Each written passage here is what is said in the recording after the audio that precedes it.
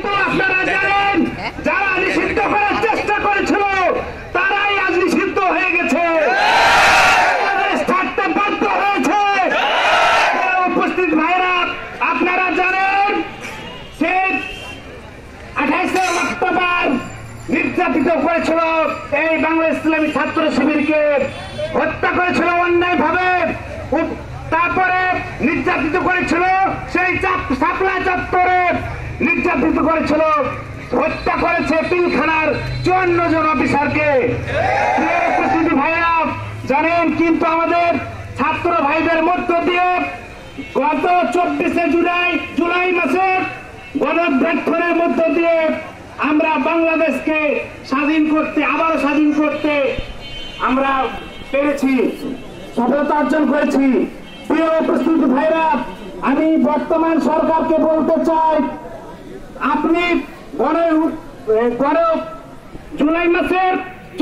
জুলাই মাসের যে গণঅভ্যুত্থান হয়েছিল, এই গণঅভ্যুত্থানে যারা পঙ্গুত্ববরণ হয়েছে, যারা শহীদ হয়েছে, যারা হাত হারিয়েছে, কেউ পা হারিয়েছে, কেউ চোখ হারিয়েছে, তাকে এই রাষ্ট্রীয় মর্যাদা স্বীকৃতি দিতে হবে।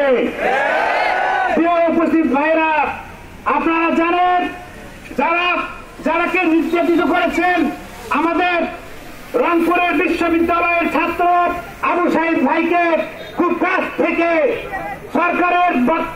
বিগত সরকারের পেট্রো বাহিনী দিয়ে খুব কাছ থেকে গুলি করা হয়েছিল।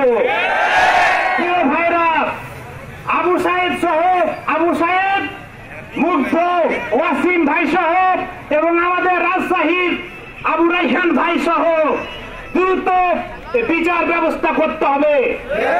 যারা এই হত্যার সাথে জড়িত তাদেরকে চিহ্নিত করে দ্রুত তার বিচার ব্যবস্থা শুরু করতে হবে এবং আমাদের বাংলাদেশকে নির্যাতিত যেভাবে করা হয়েছে, এই চাঁপাই জেলা পশ্চিম শাখা আমরা গত 15 বছরে যেভাবে নির্যাতিত হয়েছি, এই একটি বছর আমরা ভালোভাবে দাওয়াতি কাজ করে সামনের দিকে আমরা এগিয়ে যাব ইনশাআল্লাহ।